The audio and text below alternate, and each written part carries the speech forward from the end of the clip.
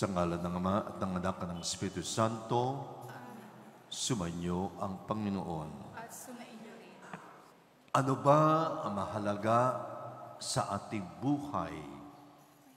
Yung mga ari-arian natin, kayamanan natin, pera natin, o kaya'y magiging rich tayo sa harap ng Diyos. Nang tinutukoy ng Ebanghelyo itong araw na ito, ay ang magiging rich, ang ating puso.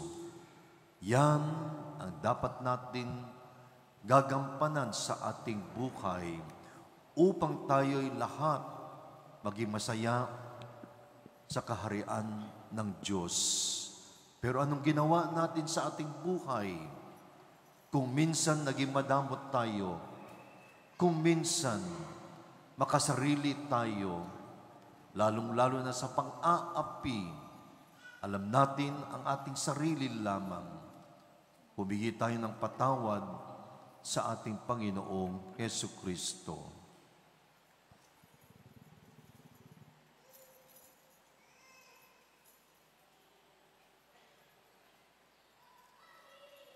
Tayong lahat, inaamin ko sa makapangyarihang Diyos at sa inyo mga kapatid na lubha ko nakasala sa isip, sa salita, sa gawa at sa aking pagkukulang. Kaya isinasamo ko sa mahal na Birheng Maria, sa lahat ng anghel at mga banal, at sa inyo mga kapatid na ako'y panalangin sa Panginoong ating Diyos. Kaawaan tayo ng makapangyarihang Diyos, patawarin tayo sa ating mga kasalanan, at patubayan tayo sa buhay na walang hanggan.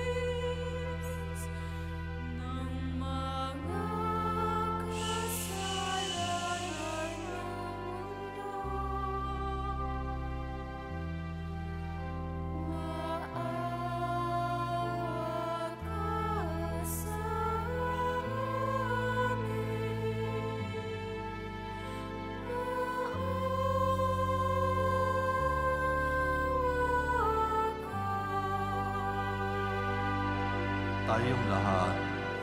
Ikaw na nag-aalis ng mga kasalanan ng mundo. Tanggapin mo ang aming kahilingan. Ikaw na naluklok sa kanan ng Ama.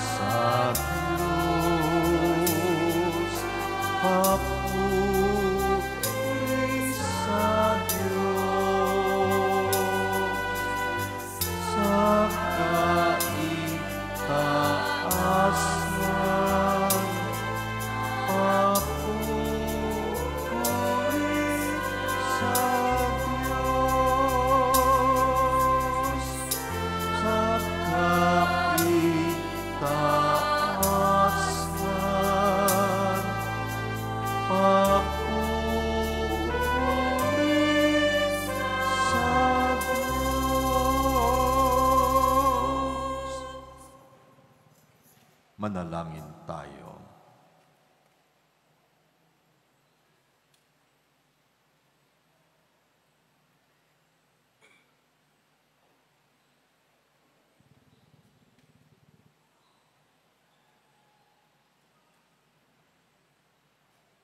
Ama naming makapangyarihan, ang iyong pinakadakilang magagawa ay magpatawad at ang iyong laging pinakikita ay pagkahabag. Padaluyin mo sa aming walang humpay ang kagandahang loob mong sa aming inilaan upang sa pagkakamit namin sa pangako mong bigay, kami gawin mong kasalo sa ipagkakaloob mo sa kalangitan. Sa pamamagitan ni Kristo kasama ng Espiritu Santo, magpasawalang hanggan.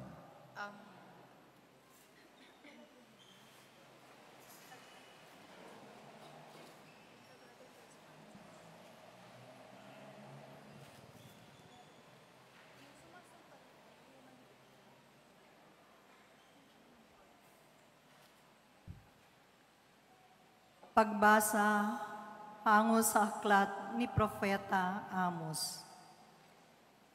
Ito ang mga ipinasasabi ng Panginoon.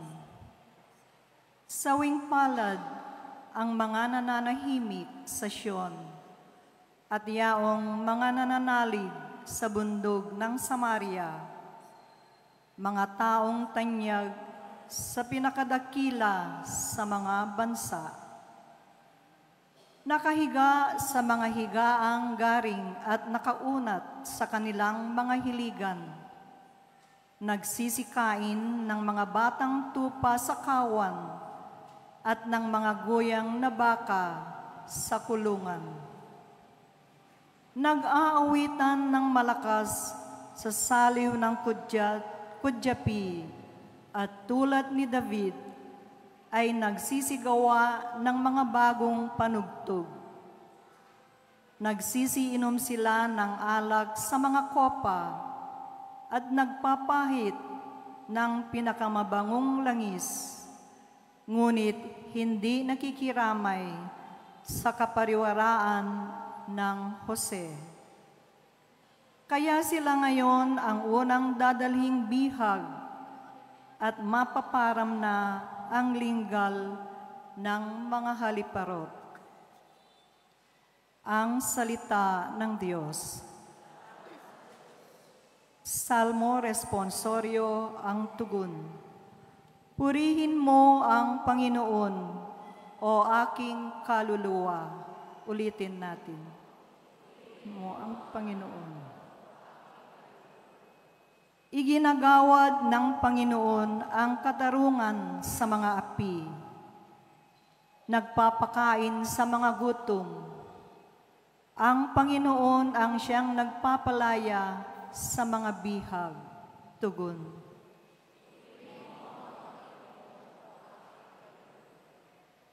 Ang nagbibigay ng paningin sa mga bulag.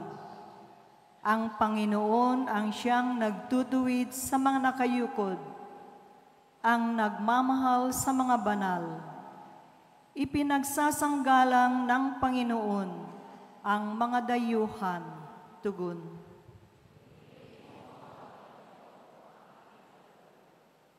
Kinakandili ang ulila at balo.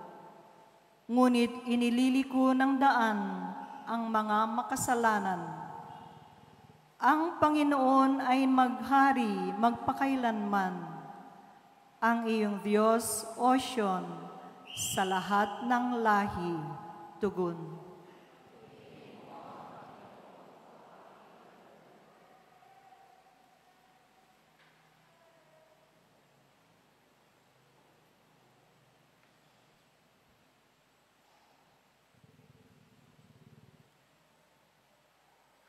Pagbasa sa unang sulat ni San Pablo Apostol kay Timoteo. Sa ganang iyo, o taong mahal sa Diyos, iwasan mo ang lahat ng ito. Sundin ang katarungan, ang kabanalan, ang pananampalataya, ang pag-ibig, ang pagtitiis, ang kaamuan. Ipakipaglaban mo ang pakikibaka ng pananampalataya.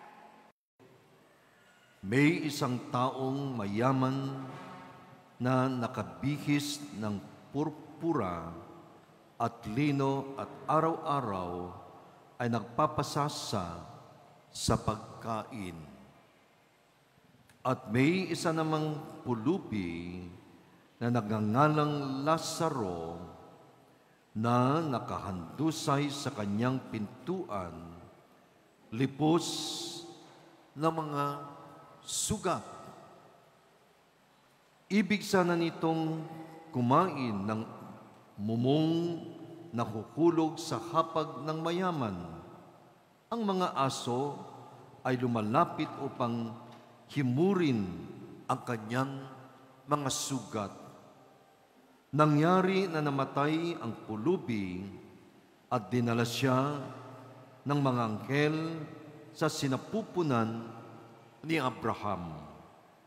Namatay din ang mayaman at inilibing. Samantalang nagduros sa impyerno, tumigala siya at natanaw sa malayo si Abraham at si Lazaro sa kanyang sinapupunan. Noon ay sumigaw siya, Amang Abraham, maawa ka sa akin at utusan mo si Lazaro na isawak niya sa tubig ang dulo ng kanyang daliri upang palamigin ang aking dila sapagkat nahihirap ako sa alab na ito. Anak, ang sagot ni Abraham, alalahanin mo na noong nabubuhay ka ay tinanggap mo ang iyong mabubuting bagay at si Lazaro naman ang masasama, kaya ngayon siya ang inaalok at ikaw ang naghihirap. Higit sa lahat, sa inyo at sa amin ay may isang napakalaking bangin, ano pat ang mga ibig lumipat sa inyo, Buhat dito ay hindi maaari at ang mga naririyan naman ay hindi maaring pumarito sa amin. Sumagot ang mayaman, kaya sinasamo ko sa iyo, Ama, na paparoonin mo si Lazaro sa buhay ng aking ama, sapagkat may 5 kapatid pa ako, upang pagpayuhan sana sila nang huwag nilang sapitin ang dakong ito ng pagdurusa. Ngunit tumugon si Abraham, nasa kanila si Moises at ang mga propeta, makinig sila sa mga ito. Sinabi niya, hindi amang Abraham, kung ang isa sa mga patay ay pumaroon sa kanila, ay magsisisi sila. Ani Abraham sa kanya, kung si Moises at ang mga propeta ay ayaw nilang pakinggan, kahit muling mabuhay ang isa sa mga patay, ay hindi nila paniniwalaan.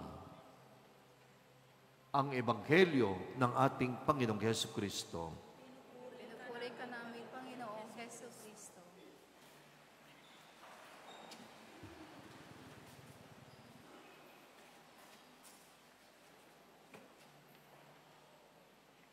Magandang umaga po sa ating lahat. Magandang umaga po. Pakisabi mo nga sa katabi mo, kay ganda ng ating buhay. Yan. Agree or disagree? Yes, agree. Agree. Tingnan natin. May istorya ang isang pari sa kanyang parokya. Maliit lang na parokya. Nagkakaproblema sa pondo ng kanyang parokya. Konti lang. Lalo na pag linggo, ang limos, konti lang. Siguro 500, ganun lang. Sa 2 misa. Okay, 500. Ngayon, nakaisip siya, nakadalawang taon na ako rito. Walang pagbabago. Hindi nag-i-increase, sabi niya. Ginawa niya, lahat ng collectors tuwing misa,